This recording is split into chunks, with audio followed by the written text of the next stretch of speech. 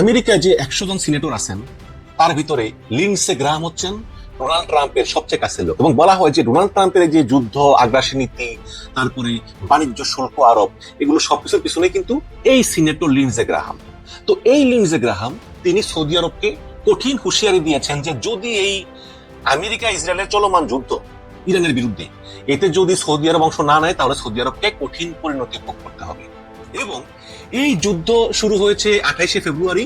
তার এক সপ্তাহ আগে লিন্ডসে গ্রাহাম গোপনে সৌদি আরব গিয়ে সৌদি আরবের ক্রাউন প্রিন্স মোহাম্মদ বিন সালমানকে বলেছেন যে এই যুদ্ধে তোমাদের অংশগ্রহণ করতেই হবে, কারণ ওই এলাকাটাতে কিন্তু সৌদি আরবের প্রচুর সামরিক সক্ষমতা আছে এবং প্রভাব আছে। এর জন্য তারা চায় যে এই সৌদি আরব এখন যুদ্ধে জড়া। কিন্তু সৌদি আরব স্পষ্ট বলেছে যে আমরা তো যুদ্ধে জড়াবই না, বরঞ্চ আমাদের ভূখণ্ড ব্যবহার করে আমেরিকা এবং ইসরায়েল তারা কোনো হামলা ইরানের উপর চালাতে পারবে না। এবং এতেই কিন্তু ডোনাল্ড ট্রাম্প এবং লিন্ডসে গ্রাহাম ব্যাপক ক্ষুব্ধ হয়েছেন। এবং লিন্ডসে গ্রাহাম বলেছেন যে আমাদের এখন দুঃসময়, এই সময় যদি আমরা আমাদের বন্ধুর কাছ থেকে সহযোগিতা না পাই তাহলে কখন পাবো?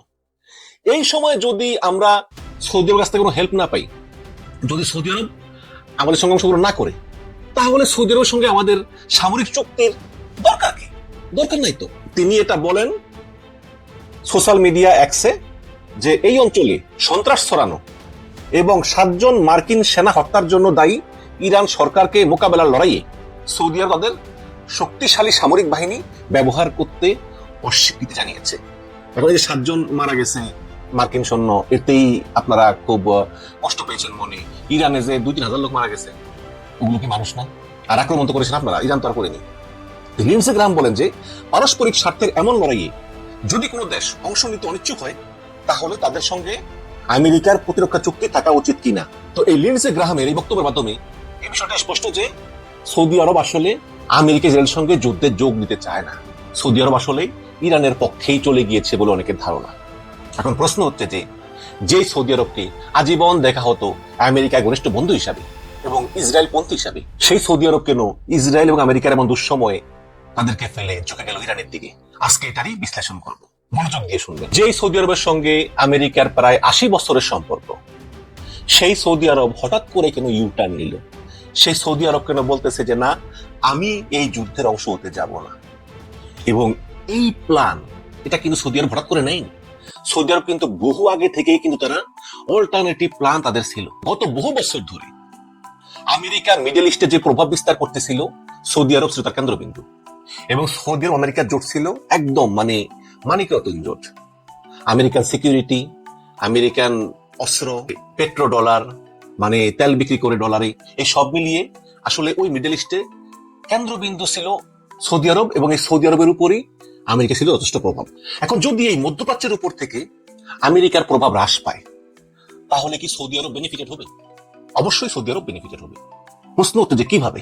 এখন যদি আমরা দেখি যে এই মধ্যপ্রাচ্যে আসলে কোন দেশ কি চায়, যদি আমেরিকার পার্সপেক্টিভ থেকে দেখি, তারা চায় মধ্যপ্রাচ্যে একটা শান্তি এবং স্থিতিশীলতা থাকুক, কারণ এখানে পৃথিবীর সবচেয়ে বড় অয়েল মার্কেট, এবং এই পুরো মধ্যপ্রাচ্য আমেরিকার নিরাপত্তার ছাতার নিচে থাকুক।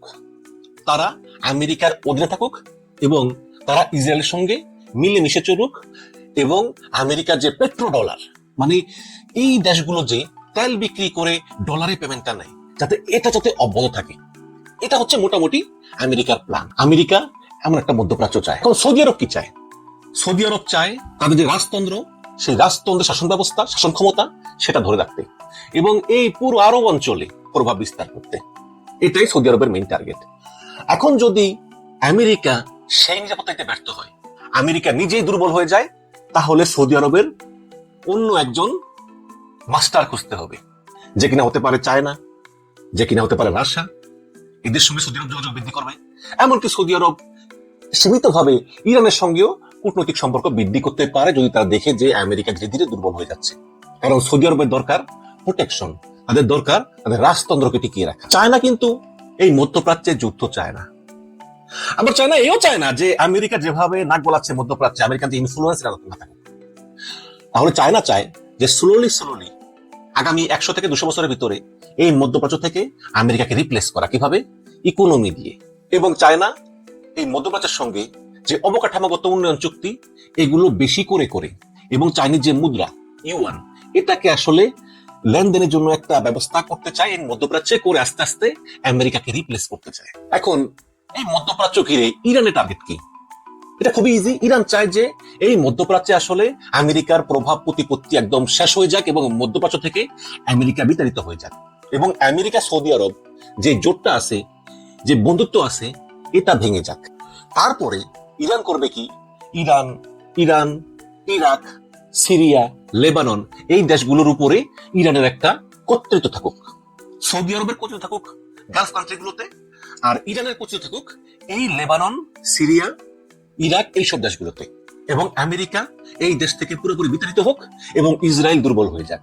এটাই ইরানের লক্ষ্য।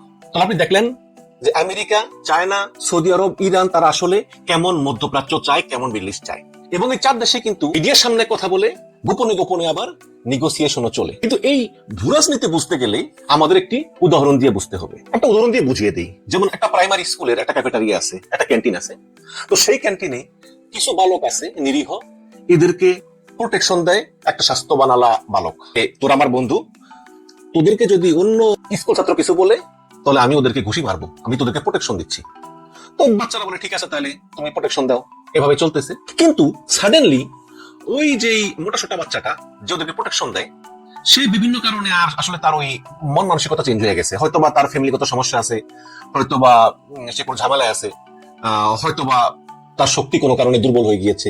ঠিক এই মোটা বাচ্চাটাই হচ্ছে গিয়ে আমেরিকা। যেমন আমেরিকার যুদ্ধের কারণে, ইকোনমির কারণে, এই ইরানের সঙ্গে সমস্যা জড়ানোর কারণে এবং বিশ্ব জুড়ে যে আমেরিকার যে প্রভাব প্রতিপত্তি সেটা কমে যাওয়ার কারণে আমেরিকা যেমন দুর্বল হয়ে গিয়েছে, ঠিক তেমনি এই মোটা বাচ্চাটা সেও দুর্বল হয়ে গিয়েছে তার বাসায় বিভিন্ন সমস্যার কারণে। সে আসলে এখন এই যে এই বাচ্চাগুলোকে প্রোটেক্ট করতে পারতেছে না অন্যান্য বাচ্চাদের নিকট থেকে। তাহলে অন্যান্য যে বাচ্চাগুলো, সেই বাচ্চাগুলোর একটাই হচ্ছে সৌদি আরব। তাহলে সেই বাচ্চাগুলো যখন দেখছে যে এই মোটা বাচ্চাটা আমাদেরকে আর রক্ষা করতে পারতেছে না, তখন তারা কি করবে? তারা কি বসে থাকবে? প্রশ্নই আসে না। তারা তখন অন্য কাউকে খুঁজবে যেটাকে প্রোটেকশন দেয়। হতে পারে যে তাদের স্কুলের ফুটবল টিমের যেই ক্যাপ্টেন, তার সঙ্গে ভালো সম্পর্ক স্থাপন করবে, অথবা একটা বিশাল বড় লোকের ছেলে, তার সঙ্গে সম্পর্ক স্থাপন করবে যে কিনা তাকে ফ্রি লাঞ্চ কিনে খাওয়াতে পারবে। এরকম তো হয়, তাই না? তাহলে পাওয়ার কিন্তু শিফটিং হবে। এই সৌদি আরব, আরব আমিরাত, কাতার, কুয়েত, ওমান, তারা কিন্তু যখন দেখবে আমেরিকা দুর্বল হয়ে যাচ্ছে, তখন তারা কিন্তু তাদের অবস্থান শিফটিং করে তারা অন্য কোনো গুরু খুঁজবে। হতে পারে রাশিয়া, হতে পারে চায়না, এবং জিও পলিটিক্স এরকমই হয়। এখানে কোনো স্থায়ী প্রভু নাই, স্থায়ী শত্রু নেই, স্থায়ী বন্ধু নেই। এবং এই জিনিসটাই সৌদি আরব বুঝতেছে গত কয়েক দশক ধরে, এবং সৌদি আরব আস্তে আস্তে তাদের যে নির্ভরতা এটা শিফটিং করতেছে বিভিন্ন জায়গায়। সৌদি আরব এক ঝুড়িতে সব ডিম আর রাখবে না, এটাই সৌদি সরকারের সিদ্ধান্ত। যদিও এখনো আমেরিকা সৌদি আরবের সবচেয়ে বড় বন্ধু, সৌদি আরবের অস্ত্র, সৌদি আরবের পেট্রোডলারের তেলের লেনদেন, তারপরে সৌদি আরবের সঙ্গে যে স্ট্র্যাটেজিক সিদ্ধান্ত, এসব মিলিয়ে কিন্তু এখন পর্যন্ত আমেরিকা সৌদি আরবের সবচেয়ে ভালো বন্ধু। কিন্তু আপনি দেখেন যে চায়নার সঙ্গে সৌদি আরবের বিভিন্ন ইনফ্রাস্ট্রাকচার ডেভেলপমেন্ট নিয়ে আলোচনা, বা রাশিয়ার সঙ্গে তেল সম্পদ নিয়ে আলোচনা, এই সমস্ত আলোচনায় দেখা যায় যে আসলে সৌদি আরব তাদের ডিমগুলো এক ঝুড়িতে না রেখে তারা শিফটিং করতেছে, তারা সবার সঙ্গেই ভালো সম্পর্ক রাখার চেষ্টা করতেছে। এখন দেখতে একটু ছোট মনে হলেও, যেমন সৌদি আরব বর্তমানে ইরানের সঙ্গে একটু কূটনীতিক ডেভেলপমেন্ট হয়েছে, সৌদি আরবের সঙ্গে চায়নার একটা ছোট চুক্তি হয়েছে, সৌদি আরবের সঙ্গে রাশিয়ার একটা ছোট চুক্তি হয়েছে। আপনি যদি এই ছোট ছোট চুক্তিগুলোকে একত্রে দেখেন, তাহলে আপনি দেখবেন যে আসলেই সৌদি আরব আস্তে আস্তে প্রস্তুতি নিচ্ছে যে বিগ পাওয়ার হিসাবে সমস্ত পৃথিবী থেকে আমেরিকার প্রভাব চলে গেলে যাতে সৌদি আরব কোনো সমস্যা না পড়ে। আপনি দেখেন যে হরমুজ প্রণালী, এই হরমুজ প্রণালী দিয়ে পৃথিবীর 20% তেল এই হরমুজ প্রণালী দিয়ে যায়। তাহলে এই হরমুজ প্রণালী কিন্তু খুবই গুরুত্বপূর্ণ। এখন এই হরমুজ প্রণালী, যে হরমুজ প্রণালী দিয়ে পৃথিবীর রপ্তানিকৃত তেলের 20% তেল এই হরমুজ প্রণালী দিয়ে যায়, যেখানে সবচেয়ে ন্যারো জায়গাটা হচ্ছে 33 কিলোমিটার চওড়া। এখন এই জায়গাটা যে নিয়ন্ত্রণ করবে, সেই মোটামুটি ওই মিডল ইস্টের জিওপলিটিক্সটা নিয়ন্ত্রণ করবে, সেই ইকোনমি নিয়ন্ত্রণ করবে, এবং সে নিরাপত্তার একটা পুরো কন্ট্রোল তার কাছে থাকবে। এখন সৌদি আরব দেখেছে যে এই হরমুজ প্রণালীর উপর যেই দেশের প্রভাব আছে, সেই দেশের সঙ্গে আমার কূটনৈতিক সম্পর্ক আমি পুরোপুরি ছিন্ন করতে পারি না, আমার রাখতে হবে। কারণ মধ্যপ্রাচ্যের জন্য এই হরমুজ প্রণালীটা নিয়ন্ত্রণ করা অত্যন্ত গুরুত্বপূর্ণ, যার কোনো বিকল্প নাই। এবং এই বাস্তবতা কিন্তু সৌদি প্রিন্সও বোঝেন। সৌদি আরব যখন চীনের সঙ্গে চীনের রোড অ্যান্ড বেল্ট ইনিশিয়েটিভে যুক্ত হয়, সৌদি আরব যখন ডলার ছাড়া অন্যান্য কারেন্সি যেমন ব্রিটিশ পাউন্ড, ইউরো, ইউয়ান, ইয়ানে তাদের তেল বিক্রির সিদ্ধান্ত নেয়, অথবা সৌদি আরব যখন ইরানের সঙ্গে কূটনৈতিক সম্পর্ক পুনঃস্থাপন করতে চায়, এগুলো কিন্তু হঠাৎ করে নেওয়া কোনো সিদ্ধান্ত না দর্শক। এগুলো দীর্ঘদিন ধরেই সৌদি আরবের নির্ভরতা আস্তে আস্তে যে শিফটিং হয়ে যাচ্ছে অন্য দেশের উপর, এটারই একটা লক্ষণ। সৌদি আরবের সবচেয়ে বড় বিপদ হলো যে সৌদি আরব যদি শুধুমাত্র আমেরিকার উপরে নির্ভর করে থাকে আজীবন, এবং কোনো কারণে বিশ্বে আস্তে আস্তে আমেরিকার পাওয়ার কমে যায়, আমেরিকার প্রভাব কমে যায়, প্রতিপত্তি কমে যায়, তাহলে কিন্তু সৌদি আরব বিপদে পড়বে। কারণ যখন আপনার প্রভু বিপদে পড়ে, তখন শিষ্য হিসাবে আপনি বিপদে পড়বেন, এটা হচ্ছে বাস্তবতা। এই জন্যই সৌদি আরব আমেরিকার উপর থেকে পুরোপুরি নির্ভরতা কমিয়ে অন্যান্য গ্লোবাল পাওয়ারের উপরও নির্ভরশীলতা বাড়াচ্ছে। কারণ সৌদি এই বিষয়টা বুঝতে পেরেছে, গত কয়েক বছর ধরে সৌদি এই কাজটা করতেছে। যদিও এখনো আমেরিকা সৌদি আরবের সবচেয়ে কাছের বন্ধু, আমেরিকার যে লেটেস্ট মিলিটারি টেকনোলজি, আমেরিকার যে ইন্টেলিজেন্স তথ্য আদান প্রদান বা অন্যান্য সহযোগিতা কিন্তু এখনো কিন্তু সবচেয়ে বেশি আমেরিকার সঙ্গে সৌদি আরব, কোনো সন্দেহ নেই। কিন্তু আস্তে আস্তে আস্তে আস্তে সৌদি আরব কিন্তু আমেরিকা ঝুড়ি থেকে একটা একটা করে ডিম উঠিয়ে নিয়ে অন্য ঝুড়িতে রাখতেছে, খুব স্লোলি। অনেকে এটা ধরতেও পারতেছে না। আস্তে আস্তে যখন আরো বেশ কিছু ডিম আমেরিকার ঝুড়ি থেকে সরিয়ে সৌদি আরব, চীন, রাশিয়া ঝুড়িতে রাখবে, কিছু ইরানের ঝুড়িতে রাখবে, তখন এই বিষয়টা আরো স্পষ্ট হয়ে উঠবে, হয়তো আরো কয়েক বছর লাগতে পারে। আপনি দেখেন দ্বিতীয় বিশ্বযুদ্ধের পরে আমেরিকা যেভাবে এই ওয়ার্ল্ড অর্ডার মেনটেন করতেছে, হ্যাঁ, আমেরিকার সামরিক শক্তি, আমেরিকার অস্ত্র, আমেরিকার ডলার সিস্টেম, মুদ্রানীতি, আমেরিকার টেকনোলজি, গুগল, ফেসবুক, ইউটিউব যা যেভাবে আছে, আমেরিকার যে ব্যাংকিং ব্যবস্থায় যে আমরা ভিসা কার্ড ব্যবহার করি, মাস্টার কার্ড ব্যবহার করি, আমেরিকার যে প্রভাব প্রতিপত্তি, এই সবকিছু কিন্তু সমস্ত পৃথিবীতে আমেরিকাকে একটা শ্রেষ্ঠ এবং শক্তিশালী দেশে পরিণত করেছে। এখন কোনো কারণে যদি এই যে প্রতিপত্তিগুলো, এগুলো কোনো একটা সেক্টরে সামান্য একটু দুর্বলতা হয়, সামান্য একটু ভেঙে যায়, তাহলে কিন্তু রেস্ট অফ দ্য ওয়ার্ল্ডের কাছে একটা সংকেত পৌঁছে যায় যে আমেরিকার প্রতিপত্তি আস্তে আস্তে কমে যাচ্ছে, আমেরিকা আস্তে আস্তে দুর্বল হয়ে যাচ্ছে, এবং তখন কিন্তু পাওয়ার শিফটিং শুরু হয়, ডিপেন্ডেন্স শিফটিং শুরু হয়। এটাই কিন্তু আমেরিকার ভয়ের কারণ, এবং এই কারণেই আমেরিকা এই ইরান যুদ্ধে সবচেয়ে ভয় আছে। যদি ইরানের সঙ্গে একবার পরাজয় হয়, তাহলে সমস্ত বিশ্ব বুঝে যাবে যে না, এর উপর আর নির্ভর করে থাকা যায় না। এখন সৌদি আরবের মতো অন্যান্য গালফ কান্ট্রিগুলো আস্তে আস্তে ওদের নির্ভরশীলতা আমেরিকার উপর থেকে সরিয়ে আস্তে আস্তে সরিয়ে নিয়ে যাবে। এটা হয়তো একদিনে ঘটবে না, কিন্তু আগামী 50 বছর, 100 বছর এটা ঘটবে। এবং আমেরিকা যেমন সমস্ত বিশ্বকে নিয়ন্ত্রণ করতে চায়, সৌদি আরব কিন্তু সমস্ত বিশ্বকে নিয়ন্ত্রণ করতে চায় না। সৌদি আরবের কাজই হচ্ছে যে তাদের রাজতন্ত্রকে টিকিয়ে রাখা এবং এই গালফ কান্ট্রিগুলোর উপর প্রভাব থাকা। সুতরাং আমেরিকার যখন প্রতিপত্তি কমে যাবে, তখন সৌদি আরব নিজেদের স্বার্থে, নিজেদের রাজতন্ত্র টিকিয়ে রাখার স্বার্থে কিন্তু সে অন্য দেশের উপর নির্ভরশীল হতে বাধ্য হবে, মানে তার ডিমগুলো আমেরিকার ঝুড়ি থেকে অন্য ঝুড়ি দেশে সরিয়ে নেবে। মনে করেন আপনি একটা বড় মইতে উঠলেন, ঠিক আছে? এখন সেই মইর আগায় আপনি আছেন, সেই মই প্রচুর বাতাসে একবার এদিকে যায়, একবার এদিকে যায়, আবার এদিকে যায়। মই যেদিকেই যাক, যাতে আমি বিপদে না পড়ি, এর জন্যই সৌদি আরবিয়া সে একাধারে আমেরিকা, রাশিয়া, চায়না এবং ইরানের সঙ্গে ভালো কূটনৈতিক সম্পর্ক স্থাপনের চেষ্টা করতেছে। এখন আমেরিকার সঙ্গে সৌদি আরবের খুবই ভালো সম্পর্ক, তাদের ব্যবসা বাণিজ্য, তারপরে সামরিক সহযোগিতা, গোয়েন্দা তথ্য দিয়ে সহযোগিতা, এইসব কিছু আছে, ভালো সম্পর্ক আছে, কোনো সমস্যা নেই। যদি নেক্সট কয়েক বছরে চায়না পরাশক্তি হয়ে ওঠে সমস্ত বিশ্বে, তাহলে সমস্যা নেই সৌদি আরবের। চায়নার সঙ্গে সৌদি আরবের বিশাল ব্যবসা বাণিজ্য আছে, চায়নার সঙ্গে সৌদি আরবের ইনফ্রাস্ট্রাকচার ডিল আছে।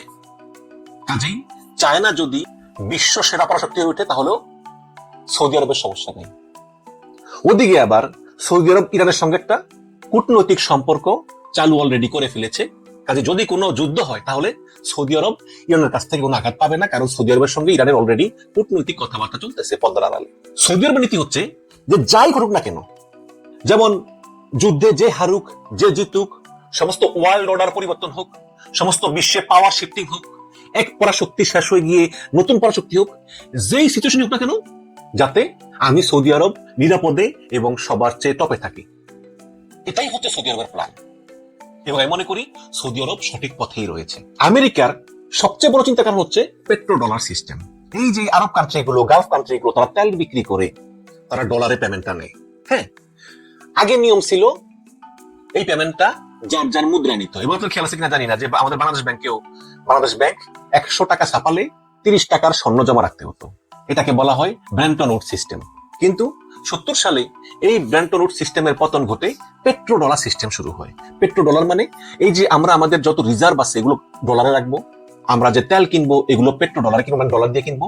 এইভাবে সৌদি আরবের সঙ্গে একটা চুক্তি হয় আমেরিকার 1970 সালে, যে তোমরা সৌদি আরবিয়া তেল বিক্রি করবা ডলারে, বিনিময়ে আমরা মার্কিন যুক্তরাষ্ট্র তোমাদের রাজতন্ত্রকে প্রোটেকশন দেব, তোমাদের রাজ পরিবারের সুরক্ষা দেব, এবং যাতে তোমরা এই সৌদি আরবকে নিরাপদে পরিচালনা করতে পারো এই জন্য তোমাদের নিরাপত্তার গ্যারান্টি আমরা দেব। এই চুক্তি হয় এই সৌদি এবং আমেরিকার ভিতরে, এবং এই সিস্টেমকেই বলা হয় পেট্রো ডলার সিস্টেম, যেটা ওই ব্রেন্টন উড সিস্টেমকে রিপ্লেস করেছিল। এখন আর টাকা ছাপালে 100 টাকা ছাপালে 30 টাকা স্বর্ণ মুদ্রা রাখা লাগে না। এখন যখন এই তেল সারা বিশ্ব অচল, এই তেল ছাড়া একটা দেশও ঠিক মতো চলতে পারে না, এবং এই তেল না থাকলে আপনি যত বড় শক্তিশালী দেশ হন না কেন, আর যত বড় উন্নত হন না কেন, কল কারখানা বা যাই হোক না কেন, তেল না থাকলে আপনি সঙ্গে সঙ্গে অচল। যেটা অলরেডি আমরা দেখতেছি যে এই ইরান যুদ্ধের কারণে কিন্তু তেলের দাম বেড়ে যাওয়াতে অনেক জায়গায় স্কুল কলেজ বন্ধ হয়ে গিয়েছে, কারখানা বন্ধ হয়ে গিয়েছে। এখন সেই তেল যখন ডলারে বিক্রি হয়, সেই তেল যখন কিনতে গেলে একটা ডলার লাগে, তখন এই মার্কিন ডলার শক্তিশালী মুদ্রা হয়ে বিশ্বে আবির্ভূত হয়, এবং প্রত্যেকটা দেশ, whether you like America or not, আপনার ওই ডলারকে রেসপেক্ট করতে হবে, কারণ আপনি বৈশ্বিক লেনদেনটা আপনার ডলারই হবে। এবং এই কারণেই আমেরিকা যাকে মন চায় তার উপর স্যাংশন দিতে পারে, নিষেধাজ্ঞা দিতে পারে। যেমন ইরানের উপর আজকে প্রায় 40-50 বছর ধরে নিষেধাজ্ঞা দিয়েছে, রাশিয়ার উপর নিষেধাজ্ঞা দিয়েছে। যেমন বাংলাদেশ তাদের রূপপুর পারমাণবিক প্রকল্পের যে পেমেন্টটা রাশিয়াকে দিবে, কিভাবে দিবে?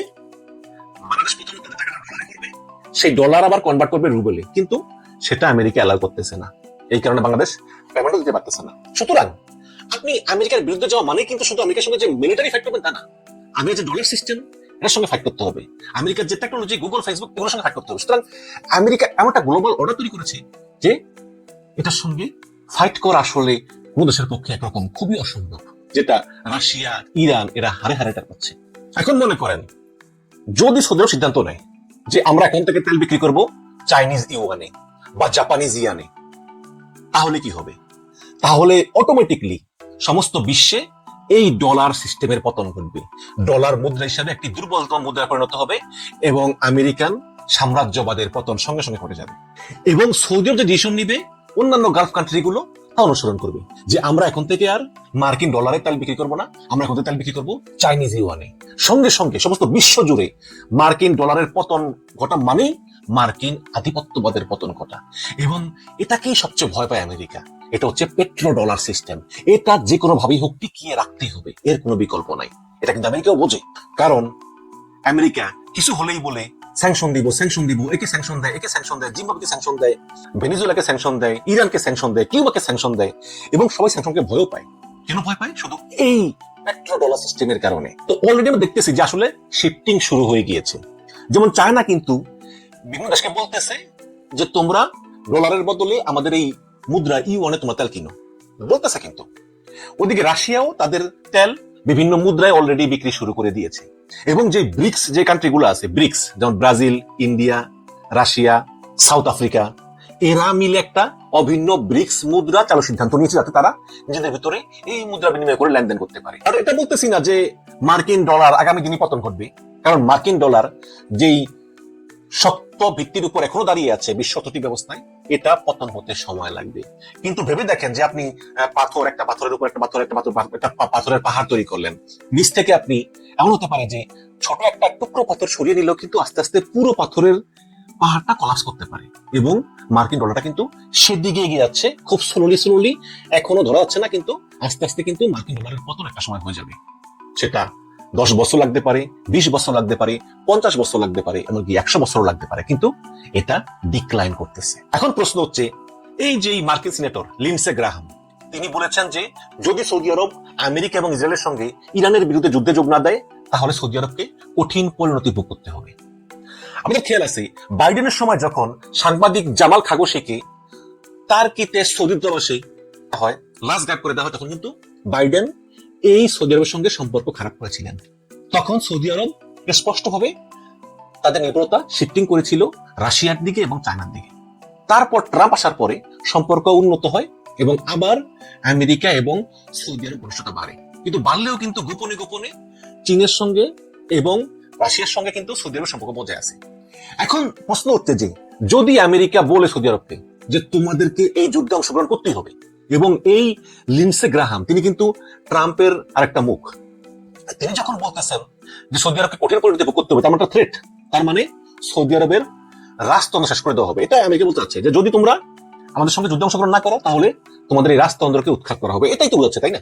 তাহলে এখন সৌদি আরব করবে কি? সৌদি আরব করবে কি যে সরাসরি সামনাসামনি তারা চায়না এবং রাশিয়ার উপর নির্ভরশীল হয়ে পড়বে। এখন যদি আমেরিকা সৌদি আরবকে বলে যে ভাই যা হইছে হইছে, তোমাদের আমাদের সঙ্গে যুদ্ধে অংশগ্রহণ করার দরকার নাই, তোমরা চুপচাপ থাকো, তাহলে কি সৌদি আরব চুপ থাকবে? মোটেও না। এখনো সৌদি আরব গোপনে গোপনে এই চীন এবং রাশিয়ার সঙ্গে সম্পর্ক বৃদ্ধির চেষ্টা চালিয়ে যাবে এবং সম্পর্ক বৃদ্ধি করেই যাবে। সুতরাং এখান থেকে আমেরিকার গেইন করার কিছুই নেই। এবং সৌদি আরব সমস্ত পৃথিবীতে এমন একটা পজিশনে আছে যেখান থেকে আপনি নিরাপত্তা ব্যবস্থা, মধ্যপ্রাচ্যের প্রভাব, পেট্রো ডলার, অয়েল মার্কেট সবকিছু সে কন্ট্রোল করতে পারে। সৌদি আরব খুবই একটা influential country in the world. এটা দেখা যায় না, কিন্তু এটা হচ্ছে বাস্তবতা। সৌদি আরব কিন্তু অনেক কিছুর উপরে ইনফ্লুয়েন্স সৃষ্টি করতে পারে, আবার ইনফ্লুয়েন্স কমাতেও পারে। সৌদি আরবের সেই পাওয়ারটা আছে। এখন ইউরোপের দেশগুলো কিন্তু ট্রাম্পের সঙ্গে এই যুদ্ধে যোগ দিচ্ছে না। স্পেন তো সম্পর্ক ছিন্ন করার পথে, কারণ ইউরোপ দেখতেছে যে এই পুরো ইউরোপে চলতে হলে কিন্তু তেল দরকার হয়, এবং সেই তেলটা আসে রাশিয়ার কাছ থেকে, কিন্তু ইকোনমিক স্যাংশনে রাশিয়ার কাছ থেকে তার কিনতেছে না। এখন তারা যদিও আজকে বলেছে যে রাশিয়ার কাছ থেকে 1 মাসের জন্য তেল কিনে যাবে, এখন তারা যদি দেখে যে তারা তেল না পায়, তারা গ্যাস না পায় আরব কান্ট্রিগুলোর কাছ থেকে, যেহেতু হরমুজ বন্ধ, তারা তাহলে বাঁচবে কিভাবে? এর জন্য ইউরোপ কিন্তু ট্রাম্পকে যুদ্ধে সায় দিচ্ছে না। ওদিকে চায়না কিন্তু কোনো তেল নেই। চায়না সমস্ত নির্ভর করে এই হরমুজ প্রণালী দিয়ে যাওয়া তেলের উপরে, এবং চায়নার যে বিশাল একটা ইন্ডাস্ট্রি, কারখানা ভিত্তিক দেশ, এই কারখানা চালু রাখতে হলে, অর্থনীতি চালু রাখতে হলে কিন্তু তেলের দরকার আছে। তেল ছাড়া কোনো বিকল্প নাই। ওদিকে এবার রাশিয়াও তাদের তেল কূটনীতি শুরু করে দিয়েছে। অলরেডি কিন্তু রাশিয়া এই যুদ্ধ থেকে বেনিফিটেড, কারণ আমেরিকা বলেছে, যে একটু আগে বললাম, যে আগামী 1 মাসের জন্য রাশিয়ান তেলের উপর থেকে আমেরিকা নিষেধাজ্ঞা উঠিয়ে দিয়েছে। কারণ আমেরিকা অনেক চেষ্টা করেও হরমুজ প্রণালী ইরানের হাত থেকে মুক্ত করতে পারেনি। এখান দিয়ে কোনো জাহাজ গেলেই ইরান সেটা মিসাইলের ধ্বংস করে দেয়। এমত অবস্থায় রাশিয়ার উপর থেকে যদি তেলের নিষেধাজ্ঞা না উঠায়, তাহলে সমস্ত বিশ্ব অচল হয়ে যাবে। এবং অলরেডি কিন্তু রাশিয়ার অয়েল ডিপ্লোমেসি কিন্তু কাজ করতেছে, এবং রাশিয়া এই অয়েল ডিপ্লোমেসি আরো বৃদ্ধি করে বলবে যে তোমরা যদি আমাদের মুদ্রা রুবলে এই তেলটা কিনো আমাদের কাছ থেকে, তাহলে তোমরা স্পেশাল ডিসকাউন্ট পাবে, কিন্তু ডলারে কিনলে আর পাবে না। এইভাবে রাশিয়া অয়েল ডিপ্লোমেসি শুরু করতেছে। এবং তাছাড়াও এই যে আফ্রিকা, এশিয়া দেশের গরিব দেশগুলো ইনক্লুডিং বাংলাদেশ, তারা দেখতেছে যে আসলে এই যে এই মার্কিন অর্থনীতি নির্ভরতা, ডলার নির্ভরতা, মার্কিন যে প্রভাব প্রতিপত্তি, এগুলো কিন্তু সবাই মানতেছে। বাংলাদেশও মানতেছে, কোনো সন্দেহ নাই। বাংলাদেশও কিন্তু আমেরিকাতে রপ্তানি করে সবচেয়ে বেশি পণ্য, এই কারণে আমেরিকাকে একটু সমঝে চলে। বাট বাংলাদেশও মনে মনে চায় যে এই যে মার্কিন নির্ভরতা, এটার অবসান ঘটুক এবং মাল্টিপল দিকে পাওয়ার গুলো শিফটিং হোক, তাহলে আমাদের মতো দেশগুলোর সুবিধা হয়। এটা কিন্তু আফ্রিকা, এশিয়ার গরিব দেশগুলো কিন্তু এটাই চায়। আবার ফিরে আসি হরমুজ প্রণালীতে। যদি হরমুজ দিয়ে তেল 1 মাস ধরে নেওয়া বন্ধ থাকে, তাহলে সমস্ত বিশ্ব ব্যবস্থা ভেঙে পড়বে, সমস্ত বিশ্বে রিসেশন শুরু হবে, অর্থনৈতিক অস্থিতিশীলতা শুরু হবে, এবং বিশ্বের বহু দেশ এই তেলের অভাবের কারণে তাদের সমস্ত অর্থনৈতিক কার্যক্রম বন্ধ হয়ে যাবে, এবং যার প্রভাব কিন্তু আমেরিকাতেও পড়বে, এবং তেলের ব্যারেল $200 থেকে ছাড়িয়ে যাবে। এইসব কারণেই সৌদি আরব মনে করতেছে যে আমার নির্ভরতা আমেরিকার উপর থেকে শিফটিং করে কিছু নির্ভরতা চায়নার উপরে রাখতে হবে, কিছু নির্ভরতা রাশিয়ার উপর রাখতে হবে, কিছু নির্ভরতা সামান্য ইরানের উপর রাখতে হবে। মানে ডিপ্লোম্যাটিক কাজকর্ম চালিয়ে যেতে হবে, যাতে ইরান ওই হরমুজ প্রণালীটা বন্ধ না করে, এবং সেটাই সৌদি আরব করতেছে। আমেরিকার হুমকিকে সৌদি আরব আর খুব একটা পরোয়া করে বলে আমার মনে হয় না। সিনেটর লিন্ডসে গ্রাহাম তিনি নিজেই বলেছেন যে এই ইরান আক্রমণ করার 1 সপ্তাহ আগে লিন্ডসে গ্রাহাম গোপনে দেখা করেছেন সৌদি ক্রাউন প্রিন্স সালমানের সঙ্গে, বলেছেন এই যুদ্ধে যোগ দেওয়ার জন্য, কিন্তু সৌদি আরব কোনো সাড়া তখনও দেয়নি, এখনো দিচ্ছে না। তারপর আমাদের কিন্তু 3টা প্রশ্নের সম্মুখীন হতে হবে, এবং সেই প্রশ্নের উত্তরগুলির উপর ডিপেন্ড করে আসলে পৃথিবীটা আসলে কোন দিকে যাচ্ছে ভবিষ্যতে। যেমন সৌদি আরব এখন চায়নার উপরে কিছু নির্ভরশীলতা আছে, আমেরিকার উপর তো পুরো মাত্রায় আছে, রাশিয়ার উপরও আছে। এখন সৌদি আরব কখন বুঝবে যে এখনই সময় আমেরিকার উপর থেকে পুরো নির্ভরশীলতা সরিয়ে চায়নার উপর শিফটিং করব? কখন? সেটা 10 বছর, 20 বছর, 30 বছর, কত বছর লাগতে পারে? এটা হচ্ছে একটা প্রশ্ন। দ্বিতীয় প্রশ্ন হচ্ছে যে যদি এই মার্কিন পেট্রো ডলার, মানে এই যে তেল কিনতে গেলে ডলার লাগে, যদি এই সিস্টেমটা আগামী কয়েক বছরের ভিতরে, আগামী 10, 20, 30, 40 বছরের ভিতরে এটা উইক হতে হতে হতে উইক হয়ে যায়, তাহলে কোন মুদ্রা সামনে আসবে? ইয়ান নাকি ইউয়ান নাকি ইউরো নাকি ব্রিটিশ পাউন্ড? এটা হচ্ছে আরেকটা ফ্যাক্টর। এবং তৃতীয় প্রশ্ন হচ্ছে সবচেয়ে ইম্পর্টেন্ট প্রশ্ন, যে মধ্যপ্রাচ্যের যে গালফ কান্ট্রিগুলো, যারা সমস্ত পৃথিবীর বেশিরভাগই তেল গ্যাসের উৎপাদক, তারা যদি আমেরিকার উপর থেকে নির্ভরশীলতা সরিয়ে অন্য দেশের উপর নির্ভরশীল হওয়া শুরু করে, তাহলে কি বলা যায় যে আস্তে আস্তে পাওয়ার শিফটিং হচ্ছে? এবং এই যে আমেরিকান ডোমিনেটেড ওয়ার্ল্ড সিস্টেম, এটার আস্তে আস্তে পতন অলরেডি শুরু হয়ে গিয়েছে এই ইরান আমেরিকা যুদ্ধের মাধ্যমে। এই তিনটা প্রশ্নের উত্তরই আসলে নির্ধারণ করবে যে কত দ্রুত এই সমস্ত বিশ্ব ব্যবস্থার পরিবর্তন হতে যাচ্ছে।